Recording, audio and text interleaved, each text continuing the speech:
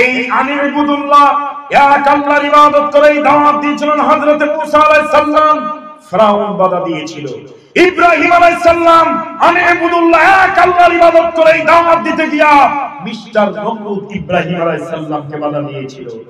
এক আল্লাহর দাওয়াত দিয়েছেন বিশ্বনবী মুহাম্মদ রাসূলুল্লাহ সাল্লাল্লাহু আলাইহি সাল্লাম। মিস্টার আবু জাহিল, আবু লাহাব তারা বাধা দিয়েছিল। কথা বলেন ঠিক কি না? তাদের ষড়যন্ত্র কোনো কাজ করতে পারে নাই, ঠিক কি না? ওরা যতই ষড়যন্ত্র করেছিল আল্লাহর বিধান তত সামনের দিকে এগিয়ে গিয়েছিল। কতক্ষণ ঠিক কিনা?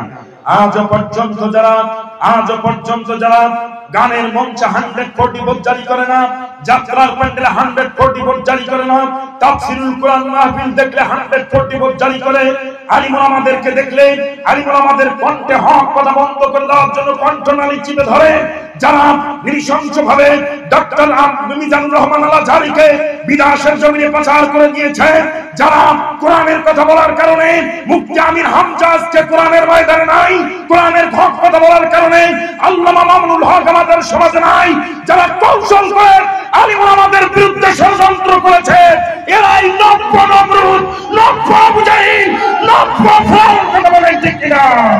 ওই সমস্ত নব্য আবু জাহিল, নব্য নমরুদ, নব্য আবু জাহিলদের গোষ্ঠীদের বিরুদ্ধে তারা গণ আন্দোলন করে আল্লাহর কোরআনকে বাস্তবায়ন করতে রাজি আছে। তুই হাত তুলে স্লোগান দিয়ে দেখাই দাও মুসলমান।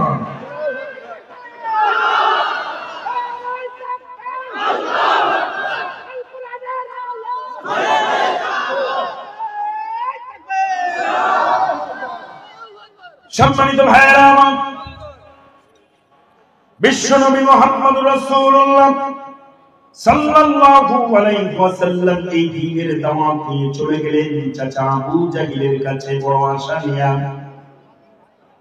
আবু জাহিলকে ডাক দিয়া বলতেছেন, চাচা গো, আল্লাহ রাব্বুল আলামিন আমাকে পয়গম্বর বানিয়েছেন, আমাকে রাসূল বানিয়েছেন, আমাকে হেদায়েত দিয়েছেন, আমাকে সত্য জীবন ব্যবস্থা কোরআন আল কারীম দান করেছেন। ওগো চাচা, এতদিন আপনি গাছের পূজা, মাছের পূজা, চন্দ্রের পূজায় লিপ্ত ছিলেন, 360টি খোদাকে প্রতিপালক মানতেন। ও চাচা, আজকে আপনার জন্য আমি একটা শুভ সংবাদ নিয়ে এসেছি। আপনি যদি ওই সমস্ত বহু খোদায় বিশ্বাসী, এটা বাদ দিয়ে যদি আপনি পড়ে নিতে পারেন, আশহাদু আল্লা ইলাহা ইল্লাল্লাহু ওয়া আশহাদু আন্না মুহাম্মাদান আবদুহু ওয়া রাসূলুহু। ওগো চাচা, আপনি যদি পড়ে নিতে পারেন আল্লাহ মুহাম্মদ সাল্লাল্লাহু আলাইহি ওয়াসাল্লাম আল্লাহর প্রিয় বান্দা এবং রাসূল, এই দুইটি কথা যদি মনে প্রাণে আপনি স্বীকার করে নিতে পারেন, আল্লাহ পাক আপনাকে জাহান্নামী মানুষটাকে আল্লাহ পাক জান্নাতি মানুষে পরিণত করে দিবেন, অন্যায়কারী মানুষটাকে আপনাকে নেয়বান বানায় দিবেন।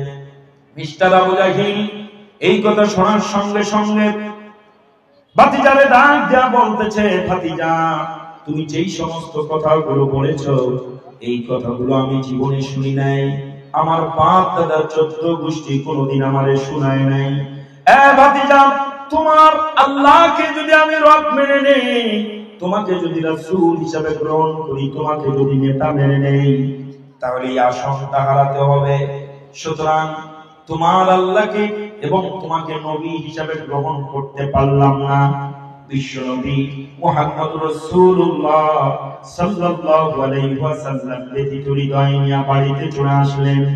বিশ্বনবীজি মনে মনে চিন্তা করলেন, আহারে, দ্বীনের দাওয়াত নিয়ে, হেদায়েতের বাণী নিয়ে আমার চাচার কাছে গেলাম, চাচা গ্রহণ করলো না। বিশ্বনবীজির মনটা বড় খারাপ, বিশ্বনবীজির মনটা যেন ছটফট ছটফট করছে।